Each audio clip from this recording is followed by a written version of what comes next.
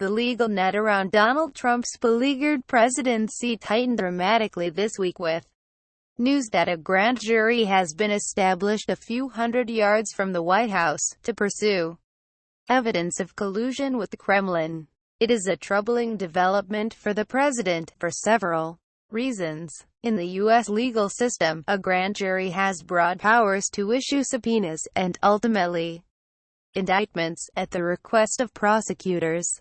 What is a grand jury and how serious is it for Donald Trump? Read more. The special counsel investigating Russian interference in the 2016 U.S. election, former FBI Chief Robert Mueller, had been using a sitting grand jury in Virginia to authorize his team's demands for documents and witnesses. The convening of a separate grand jury in Washington suggests the Mueller team, working in a suite of offices a few blocks walk from where the 20-odd jurors sit, is going to be making extensive use of it. It will not be hospitable terrain for the president. Trump won only 4% of the vote in the District of Columbia. This sets the scene of action for criminal trials, where charges will be laid in the worst possible jurisdiction for Trump, said Scott Horton, a lecturer at Columbia Law School.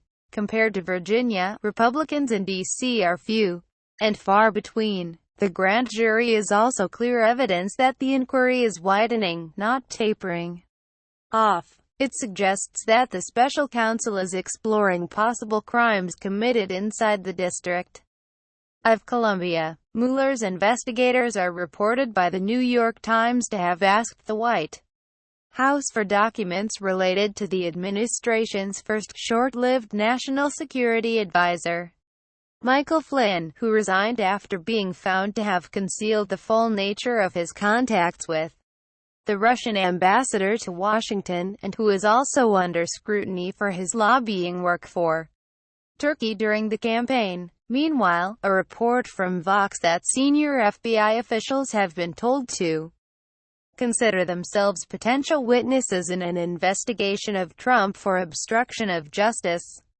The former FBI Director James Comey, Mueller's successor in the post, has testified that Trump tried to put pressure on him to drop the Flynn investigation.